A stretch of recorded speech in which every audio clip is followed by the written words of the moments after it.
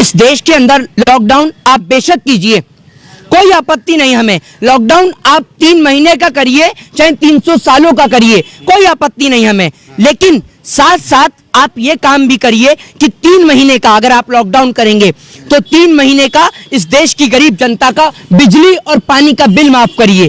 3 महीने का उनके घर में राशन भरवाइए। 3 महीने का आप उनकी सारी बैंक की किस्तें, उनकी लोन वो दूर करवाइए। हम कोई पागल नहीं है, हमें मरने का शौक नहीं है जो सड़क पे इस देश का माइग्रेंट, इस देश का लेबर सड़क पे निकलेगा। आप दीजिए उसे 3 महीने का रहने के लिए पैसा दीजिए, उसे घर दीजिए, उसके घर का किराया दीजिए। 500 रुपए आप 500 रुपए मैं आपको देता हूं और कल से आप पत्रकारिता छोड़िए। रुकिए, 500 रुपए मैं आपको देता हूँ। 500 रुपए चाहिए ना आपको? लेबर की बात कर रहे हैं ना आप भी तो लेबर आप सरकार की लेबर है, आपको भी 500 चाहिए। सर आपने ये कहा कि आप मेरी बात जाहिर जी माइक क्लोज करिए। 500 देश की जनता को प्रधानमंत्री दे रहे हैं, मैं इनको 1000 दे रहा हूँ। माइक बंद करिए। अरे बंद करिए ना, क्या सुनिए। मोदी यहाँ की जो जनता है उसको सुविधा के लिए दे रहे हैं ना 500 रुपए। अरे 500 रुपए में क्या सुविधा होगी? 500 रुपए तो इनके अफसर घूसखोरी खा जाते हैं।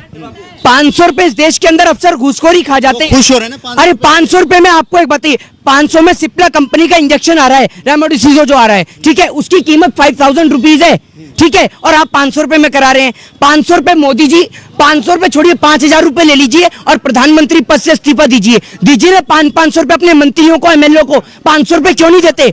एमएलए चलाएगा 500 रुपए में खर्चा। 5000 रुपए का एक दिन में गाड़ी में तेल और डीजल फूकने वाले एमएलए इस देश की गरीब जनता को 500 रुपए देकर उनके जिस्म का, उनके आप सरकार से चाहते क्या है?